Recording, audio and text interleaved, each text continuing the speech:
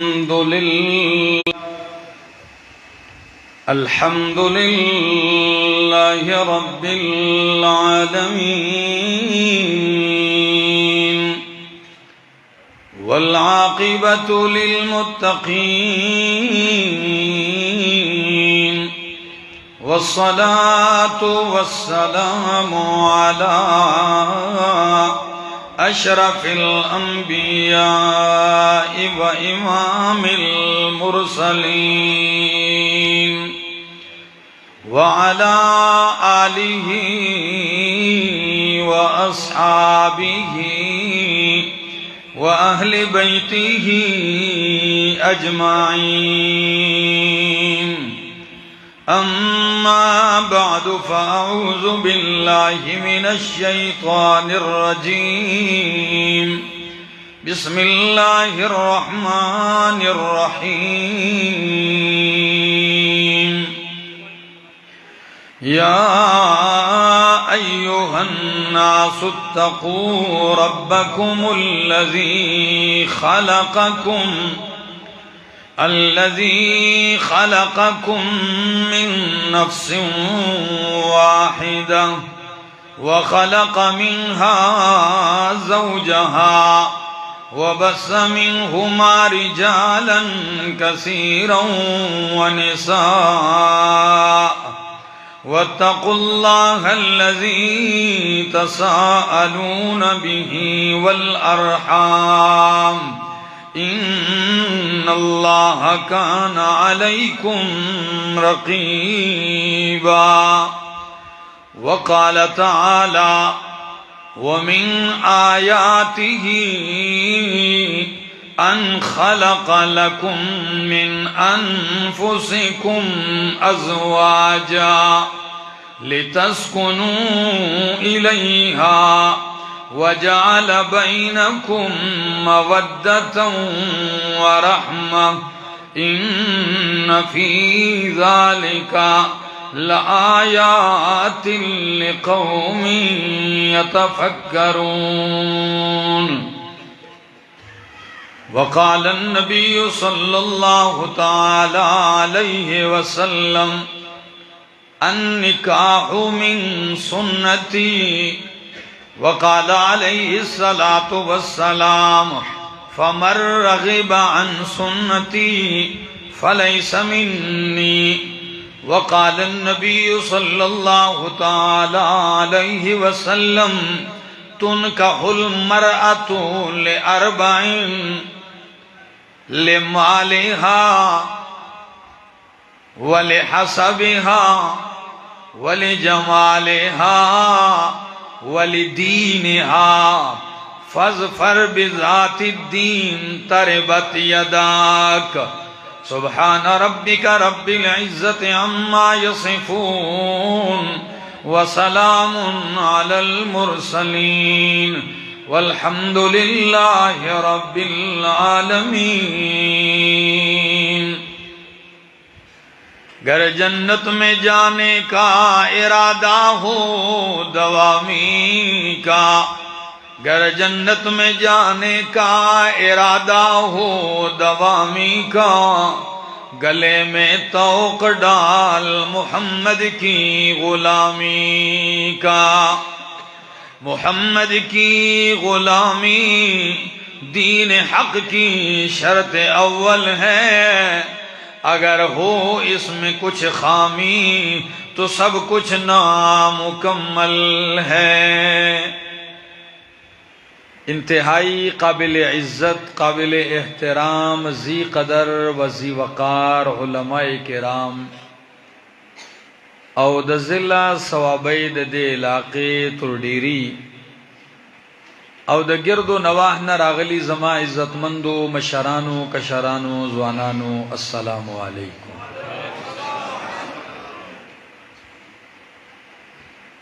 نن د الله په فضل و کرم سره منګ او تاسې په یو خوشحالۍ کې را جمع یو چې هغه زما خوږ رور عبید خان د اغر واره دی زیشان خان.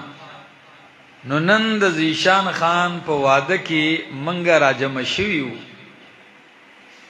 دی ما ته ډېر وخت مخکې ویلي وو چې داسې زمونږه اراده ده نو ته به شرکت کوې، خو ما ته دا پته نه وه چې هغه شرکت نه به دوی داسې یو پروګرام او د بیانونو یو سلسله به پکې ته وي. خو زه د هغه موقع نه فایده واخیسته، جدا هم ډېره ښه ده. نو زه چې راورسېدم نو زمونږ او ستاسو د ټولو محبوب قائد شیخ القرآن والحدیث حضرت علامہ مولانا محمد طیب طاهری صاحب حفظه الله تعالی ورعاه د هغې ښایسته او خوندور بیان جاری و. هغې مخکې راورسېدل او بیا د هغې څه عذر و نو هغې رخصت شو. ډېرې مزیدارې خبرې هغې په دې معاشرتي جون باندې وکړلې، ځکه چې مشرانو او ځوانانو الله رب العزت د انسان د نسب سلسله روانولو د پاره دا یو قانون ته کړی دی چې دوی به واده کوي، نکاح به کوي، بیا به الله د دینا د نسل سلسله رواني. او هغې کې انسانانو ته الله رب العزت یو ښایسته لایحه عمل ورکړی دی او بهترینه نمونه اور اسوه ورله ورکړې ده، او هغه امام الانبیاء محمد رسول الله صلی الله علیه وسلم په صورت کې چې ما تاسو ته یو داسې پیغمبر درلېږلی دی چې هغه تاسو ته د زندګۍ په هره شعبه کې لاره ښودلې ده د دین. که هغه تجارت دی، که هغه اخلاقیات دی، که هغه عقاید دی، او هغه که عبادات دی، معاملات دی، هغه کې یو قسم نکاح هم دی، واده هم دی. ځکه چې الله چې کوم پیغمبر را لېږلی و نو هغه بشر و انسانو، نو هغه ودونه هم کړي دي. بیا یو نه دو نه 11 بیبیانې وي او 2 وینځې وي نو 14. بیا یې امت ته دا هم ښودلې ده چې د هغه پیغمبر د کور زندګي ستاسې دپاره یو بهترینه نمونه ده او هغه دا ده. او بیا الله امام الانبیاء له بیبیانې داسې ورکړي دي چې هره بیبي یو مشعل راه ده د امت د زنانو د پاره، او د هری بیبي زندگی او جون چې دی دا هم یو واضح او یو کولا او روشن کتاب دی. زه ان شاء الله چې یو څو پاڼې اړو ما کنه نو ستاسو د دماغ به ان شاء الله معطر شي، کستړی نه یالا او کنه ستړی جو بیا به زوم ستړی منو ها ویخی کنه.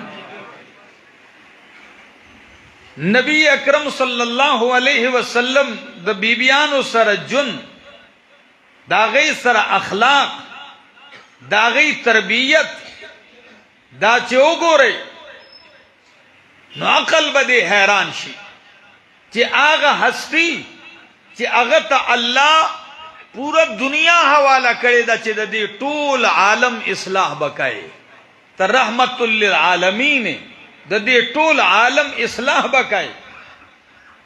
او د هغې نه باوجود پیغمبر صلی الله علیه وسلم 14 کاله مکه کې او 10 مدینه کې تیر کړي. په دې 10 کالو کې 27 غزوات هم کړي دي. سوچ وکړئ په دغه کې د درس جهان نه په اخري عمر کې وفود هم راتله. او په دې دومره مصروفیاتو کې دا غینه باوجود د الله حبیب د بیبیانو حقوق مکمل ادا کړی دی او غیله وخم ور کړی دی د دې دومره مصروفیاتو باوجود بیا د الله حبیب له الله لونه ور کړی وی خلک وی لوریانه ور کړی وی سلور زینب رقیہ ام کلثوم اور حضرت فاطمہ رضی اللہ تعالی عنہن اجمعین بیا دا هم وعده کړی دي بیا نبی پاک صلی اللہ علیہ وسلم بعضو کسانو لا پخپل ذمہ داری هم ودونه کړی دي دا غي نگرانی هم کړی دا او تربیت هم کړی دی زد دې ټولو نه لګ لګ تاسو ته ذکر کو خود قرآن کریم دے قانون تلغوہ کی دے چی اللہ رب العزت سوئی اللہ ہوئی زمان مخ کے دا اللہ کتاب دے او دا سورت نم دے سورت روم یوشتم سپارہ دا اللہ ہوئی وَمِنْ آيَاتِهِ أَنْ خَلَقَ لَكُم مِّنْ أَنفُسِكُمْ أَزْوَاجًا وَمِنْ آيَاتِهِ دا اللہ دا قدرت نخونا اللہ کی قدرت کی نشانیوں میں سے اللہ صدی ان خلق لکم من انفسکم ازواجا دا چی اللہ پیدا کری دی ستا سے دا پارا ستا سے دا جنسننا ازواجا بیبیانی دا سبل مخلوق نہ دے من انفسکم کتے انسان نو داوم سے انسانانی دی پوشوئی او دا جملے کی یو حقم ذکر شو ولی چه پا ڈیرو مذاہبو کے دا بیبیانو دا خزوڑو حق چانو منو پا باز جاہلیت کے داسی اموچی دا مور سر نکاح روا گنو او باز داسیو چا غیوی چی دا خزا چی دا دیڑو حق نشتا دے بس دا خاوند خدمت دا پارا یو مشین دے بس دا کار دا پارا دا دنیا بس دا یو مشین دے خو اسلام دے لہ حقوق ورکڑو سی من انفسکم چستا سے دا جنس نا داؤم پیدا دا کت انسانے نو داؤم سدے انسان دے او صد پارا دا نکاو دا وادا حکمت سدے اگا فائدی تو گرین لی تسکنو الیہا دے دا پارا چتا سے دی پخوا کی سکون حاصل کئے زکا چی وادی نہیں دے بھی سکون نہیں دا سے دا کنا زپری دا نندر تا سا ویل غواړه ما ټیک تا اصل کې زړه ډیر سوې خو چې دا موبایل لګیدلې بیا د موقع خبره جدای او بیا د کیمرې خبره چې ده دا غینه بل څه جوړ شي پوه شوي نو شیخ الهند امام الهند مولانا ابوالکلام آزاد رحمه الله لوی مفسر تیر شوی داغه مکتوباتو کی داوم دی یو شاگرد ورته خط لیکو او خط کی دا لیکلی چې حضرت زما وعده دے نکاح دے په پلان کی تاریخ او کته چره زما وعده ل نکاح لراله په ما باندې ډېر لوی احسان شاگرد دا یو خواهشي چې زما استاد راله زما یو محبوب شخصیت زما په خوشحالی کې څه شوې شریک شوې نو داغه خط چراغه نو مولانا ابوالکلام آزاد چی خط دمین اوکتو حالات و وقت اوکتا چی پا دغر وزی خوز ما دا پارا تل ناممکن دی نشم تلے نو غدا سے کارو کو چی داغا خط جوابی اولی کو سی اولی کو دا خط جوابی اولی کو او اغتوئی چی خوک شاگرد بچیا ستاواد دے زخو پا دغا تاریخ عذر دے نشم حاضرے دے خستا یو نوی زندگی شروع کی دو والا دا د واده نه مخکنی زندگی او رستنی کې صحیح فرق ډیر لوی فرق شي. دا یو ډیر لوی چې د موړ دی. دلته د زندگی یو نوې روح شروع شي. نو ای چې زه خو راتلی نشم، خو زما دا خط لږ وګوره او زما دا څو نصیحتونه دي کې په غوږ ورته کېږده او ډېر په توجه یې وګوره او ځان له طلایه عمل واخله. نو مولانا ابوالکلام آزاد دا آیت لیکلی و.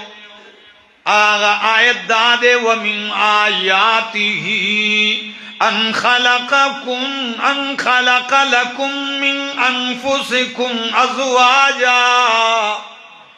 چې الله د قدرت د نخو نه داوم دا چې الله ستاسې د پاره ستاسې د جنس نه بیبیانې پیدا کړي دي لتسکنو الیها. وی بچیا د لفظ ته ولنې غور وکړه چې ته پردی لور راولې، ته د چا خور په نکاح کوې کور ته راولې. نو اول دا خبر تا ته اشاره درکوي قرآن چې من انفسکم. ګورې دا بل مخلوق نه دی، دا یو حقیر مخلوق نه دی، بلکې که ته دی نو دا هم ستا د جنس نه ده. دا اول کې ذهن کې وساته چې دا هم بل مخلوق نه دی، دا بلکې من انفسکم ستا د جنس نه ده. نو د دې به هم احساسات وي، حقوق وي. او دویمه خبره لتسکنو الیها. هغه وی عام مفسرین خود دغه وی چې بس په خوا کې لاړې او سکون حاصل کا. هغه وی دا معنی خود درسته او بالکل ټیک ده، خود لتسکنو الیها په دې لفظ سکون کې ډېر لوی جامعیت پروت دی. په دې لفظ سکون کې څه دی؟ جامعیت پروت دی. او سکون دا ضد دی د حرکت. د سکون ضد څه شی دی؟ حرکت. نو لتسکنو الیها. هغه زیا آیت کې دا اشاره درکړي چې د واده نه مخکې ته آواره وي. څه وي؟ آواره وي، آزاد وي، بې تړلې وي. سلګام پړې درته نو همدغه سیده ځوانانو که نه پوه شوئ چې واده نه مخکې بس یو آزاد مارغه دی. خو بچیا چې نکاح دی وکړو نو دې آیت ته غور وکړه. اوس پتا کې آوارگی نه د پکار، اوس پتا کې سکون ٹھہراؤ اطمینان پکار دی. اوس خو دې واده وکړو که نه، اوس خو آواره مه ګرځه. اوس په ځان کې څه پیدا کا؟ سکون پیدا کا. ستا په اقوال و افعال و اعمال کې ٹھہراؤ پکار دی. اوس کلک شه پوه شوئ. او دغسې منګه کتلي هم دي چې د واده نه شي که نه دی به کور هر څه جګړې مګړې کوي پوه شوې. او کله کله چې واده غواړي نو دا د ځوانانو ځان له نښه کتله پوه شوې. نو مور پلار ته نور څه نه شي ویلی، نو کور جګونه او پیاله ماتوي پوه شوې. یو کس راغی ما ته مولانا صاحب څه وظیفه راته وښیه چې واده مې وشي. نو ما ورته مې تا څه نوره ټوټکه کړې ده؟ هغه وخندله، یاره د کورې ټولې پیالۍ مې ماتې کړې خو کار ونه شوی پوه شوئ. نو دکې د دومره دغه کوي خو مور ته ګیله نه کوي، پلار ته هم نه کوي. خو چې کله واده وشي او بیا د اخوا د خوا کېږي نو بیا ته مور او پلار څه کوي؟ ولې اوس تا کې فرق راتله پکار دی. اوس آوارګي نه، اوس لتسکنو الیها چې تاسو کې سکون اطمینان راشي. او د دې په جامعیت کې داوم داخل دا چې خزا او خاون یو بل سکون ورکولو والا پکار وي. څنګه پکار د دې په من کې چې د یو بل سکون ورکوي پوه شوئ. ها چې بارې په سکون یا چې کور راځي سکون دی په تندر ولي بیا به څه کوي جی؟ بیا خو د هغه حکمت حاصل نشو نو بیا جون څه شو؟ بیا جون پریشان ای، جون پریشان ای. او کله کله مخه ته خیر د الفاظ ویم بیا پې راتاویږم. لتسکنوا الیها وجعل بینکم مودة ورحمة، او الله پیدا کړي دے مقرر کړي دے ستاسو ترمنځ. دا درېمه خبره ده. اوله چې ښځه ستا د جنس نه د خیال وساته. دویمه چې تاسو یو بل لپاره راحت او د سکون اطمینان سبب ګرځئ. او درېمه خبره ده وجعل بینکم مودة ورحمة، اللہ ستاسو ترمنځ مودت مینه او محبت پیدا کړي دے. ګورئ یو بل لیدلی هم نه، خبرې هم نه شي. کله کله خود بل خاندان نه یو جنۍ راغوښتلی راوړاولي، خود یو لفظ نکاح او د قبول ایجاب او قبول نه پس الله دا غي ترمنځ څومره مینه او محبت پیدا کی. دا هم د الله د قدرت نه خدا او کنه دا هیڅ تعلق نه. پوه شوي 15 منټه د نکاح دا تیریږي، بس د دوی په دواړو په زړونو کې د مینې او د محبت یو دریاب په چپو شي، دومره محبت پیدا شي. نو وجعل بینکم مودة ورحمة. مولانا ابوالکلام آزاد دویم استدلال دارے چې مودتن تاسو په منځ کې د محبت رشتہ پکار دا. د څه رشتہ پکار دا؟ زه سه ځان له یو ذاتی تجربه تاسو ته ویم چې د ښځې او د خاوند د کامیاب زندګۍ یو راز دی کې دو خبرې دي چې دا دوی اهم نو د دې دا جون تیریږي. یو محبت ته یو عزت ته. څه شي چې خاوند د خزینا عزت غواړي نو عزت ته ورکیو، د اغینا محبت غواړي نو محبت ته ورکیو. چې ته د اغینا عزت غواړي محبت غواړي او پخپل چې اغیله عزت ورکای نو دا توهین غني. اغیله د مینې محبت اظهار کای دا څه غني؟ دا توهین غني. دا د خپل پختو دا غرور دا تکبر منافی غني. نو بیا ستاسو جن تیریږي.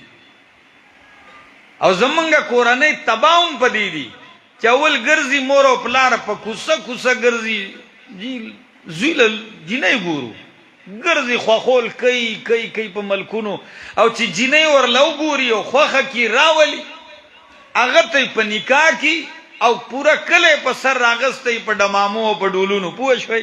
نو بیا چې هغه د خپل خزي سر چاته برغ کیناس نو بس مور شون پړسولې.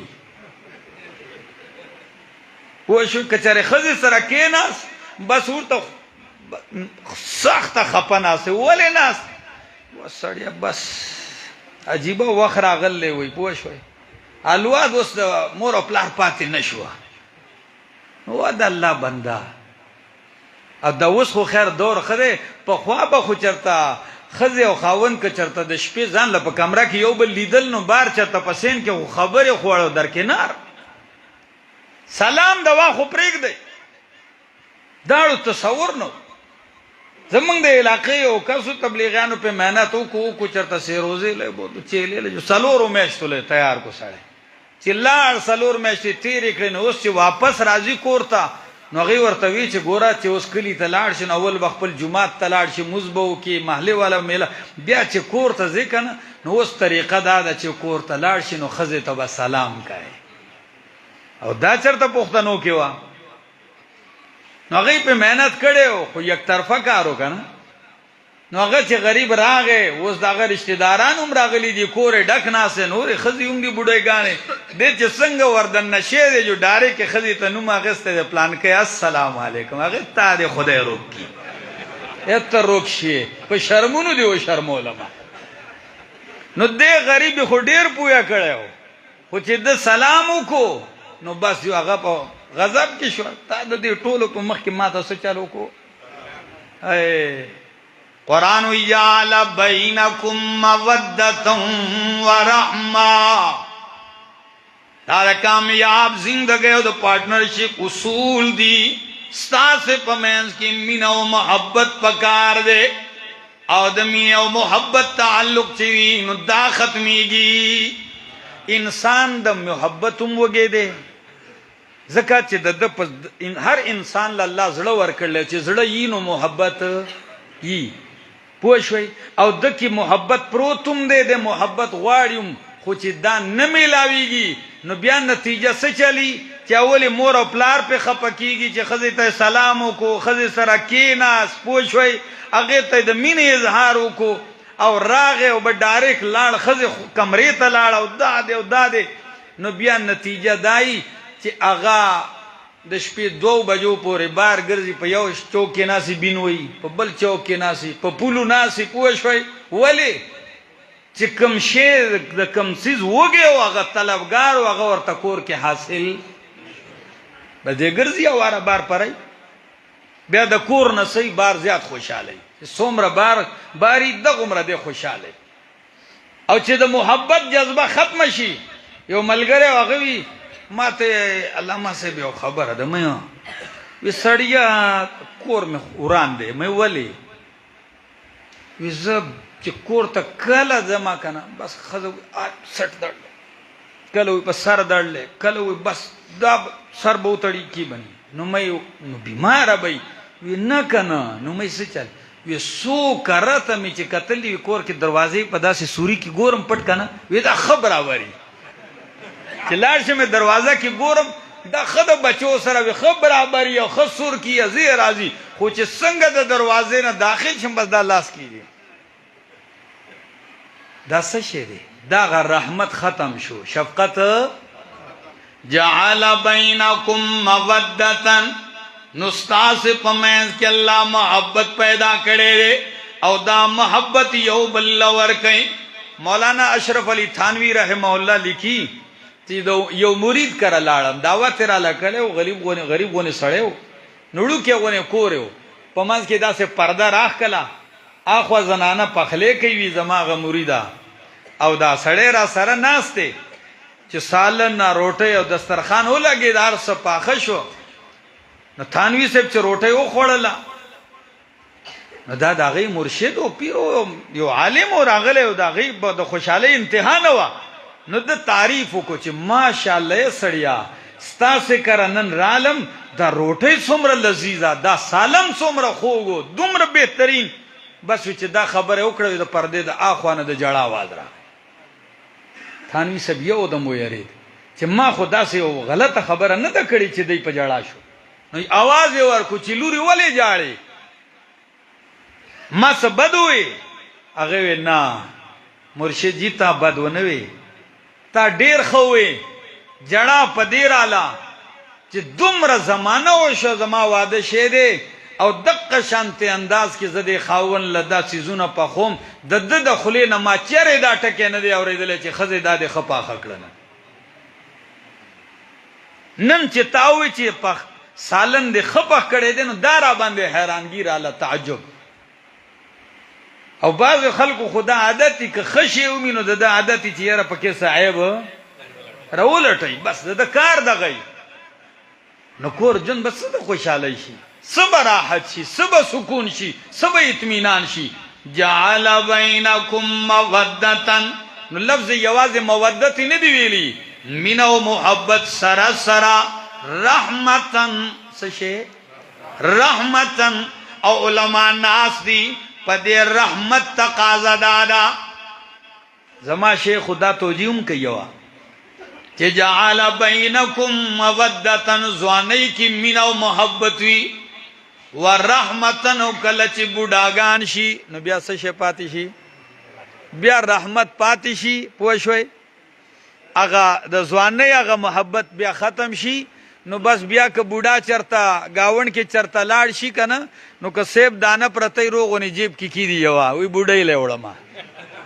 پوه شوي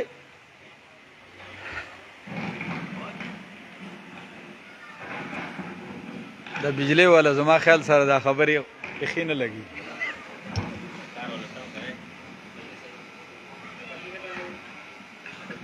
ها ساسو توجه شته بس مضمون میں خو ډیر په خوند راغسته خو یرا بیا بس شي سیدا بس یو څو خبره واره نو جعل بینکم مودة ورحمة اللہ ستا سے ترمینزا من و محبت ورحمتن او ترس رحمت شفقتم گرزولے دے یواز دانا چی من و محبت نو دا رحمت تقاضا دادا چی دا غین بغلطی کیگی نو تب معاف کئے اللہ دا غین بغلطی کیگی او نو کستانا چرتا سے زیادے کمیں کیگی نو اغب در رحمت تقاضا پورا کئی نو تا تب در گزر کئی او معافی کئی او اللہ کل کل دے یو عجیب تعبیر کئی قرآن ہوئی ہن لباس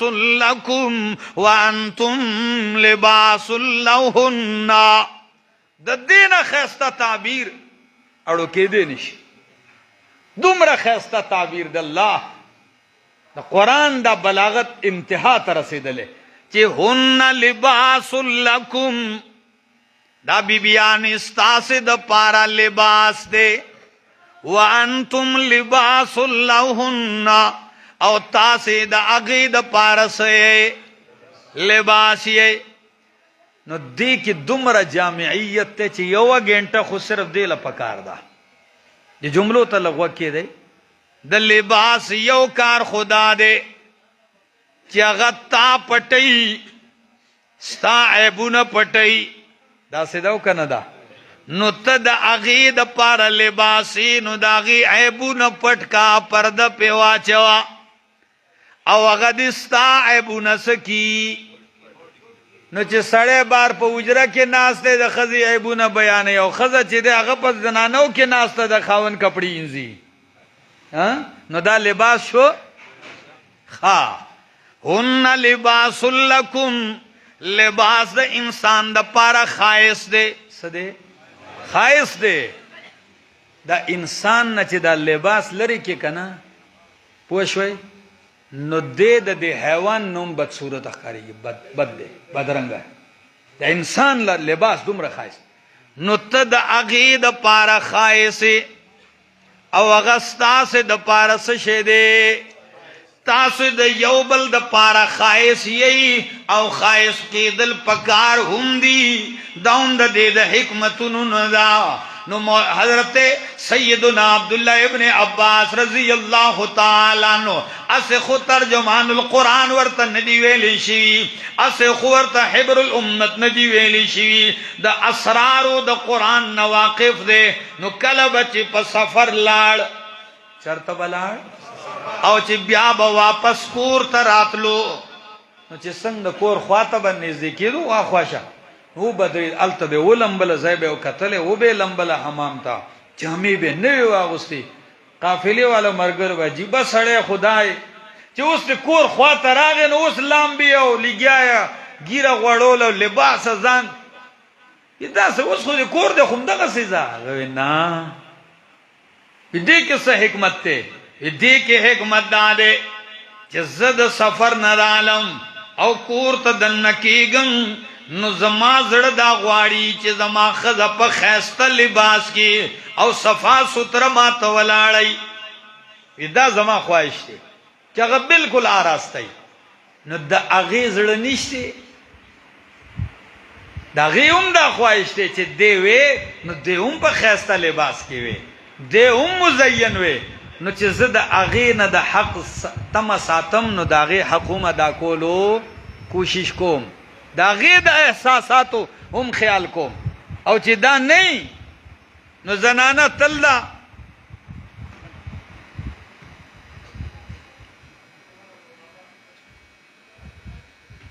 ولی بجلی لاړه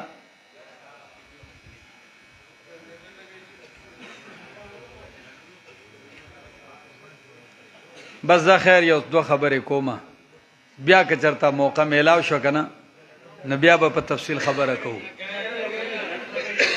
نو زنانه عدالت کې تله کیسې کړلې چې خاون نه ما خلاصه کوي وی د سره نه پاتې کېږم ډېر وخت یو بل راخکل نو چې جج هغه خاوند راغوښتی دی او ښځه هم جج ته پیشه شوې ده. نو هغې چې هغه جج چې کتلي چې ښځه خو ښایسته او صفا سوتره ده او د هغه سړي خو د الله معافي وکړي. اوس یو وران شی و پوه شوې، لکه ځان ته چېرته د اوبو ساس کې نه و خیلی. نو هغه خو پوه شو جج چې دا اوس د ده سره څه ژوند وکړي. نو جج وکیل ته ویل دي، د دې سړي وکیل ته،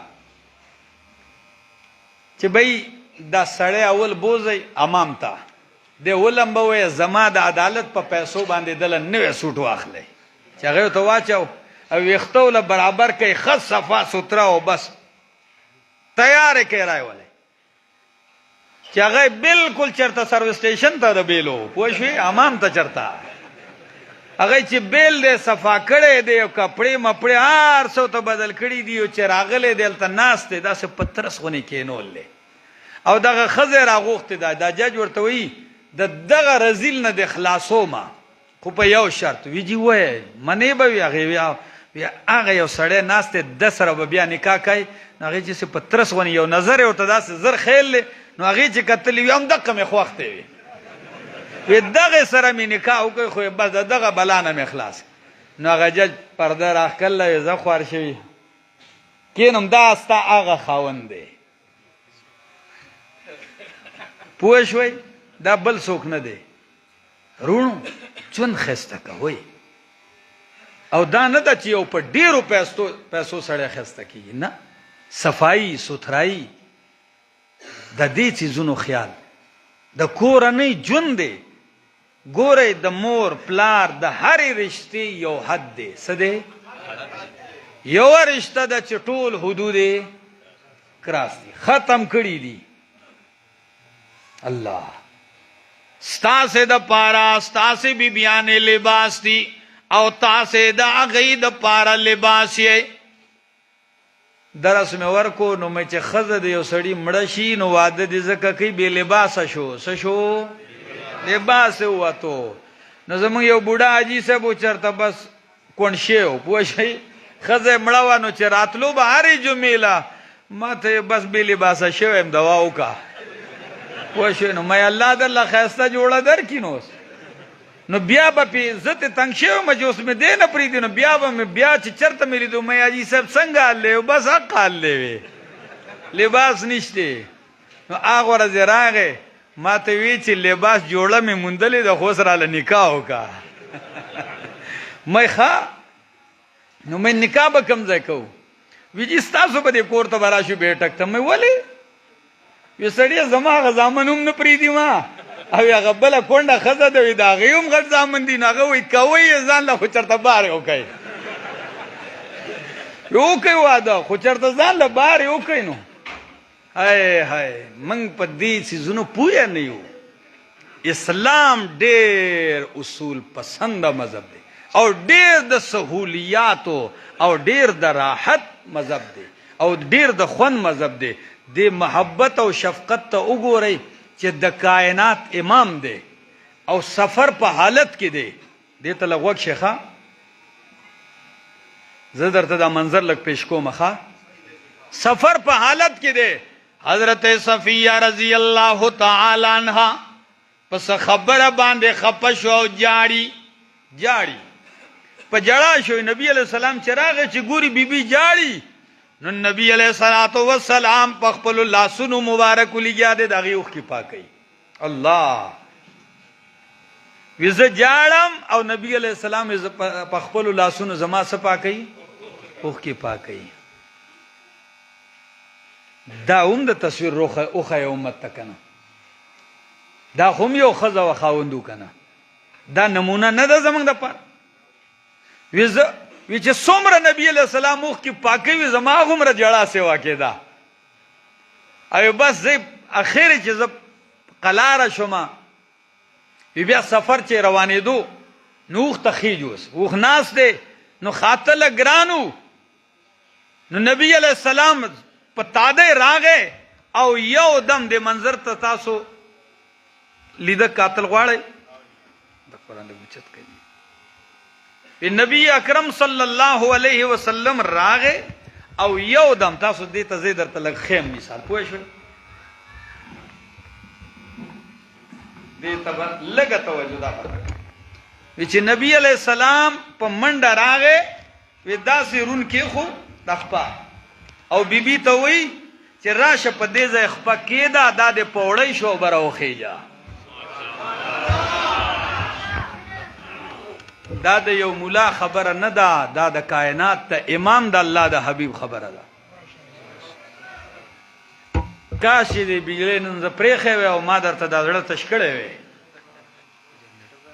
خو عزیزانو ژوند د خوشحالو دی د حرامو نه ځان بچ کا او د حلالو نه ښه خوند واخله څه ښه خوند واخله قل من حرم زینت الله التي اخرج لعباده څوک ته چې حرام بکی د الله زینت چې هغه خپل بندگانو لا پیدا کړي دي حرام نه ځانو ساتو د حلال نه خوند واخلا الله رب العالمین دی منګلا په دین باندې د عمل د توفیق راکي او د نبی اکرم صلی الله علیه وسلم سنتونه ژوند کولو توفیق راکي او زمنګ د خوږ ورواره زیشان خان الله دې د زندگی د خوشحالو کی چې ډیره د خوشحالوي او داغه د مور او پلار د پاره داغه د ترونو د پاره نیا نیکه د پاره چې دا کور ډیر د خوشحالو شي او د مستقبل ژوند دی ول الله د ډیر د برکتونو ډکی اخر دعوانا ان الحمدلله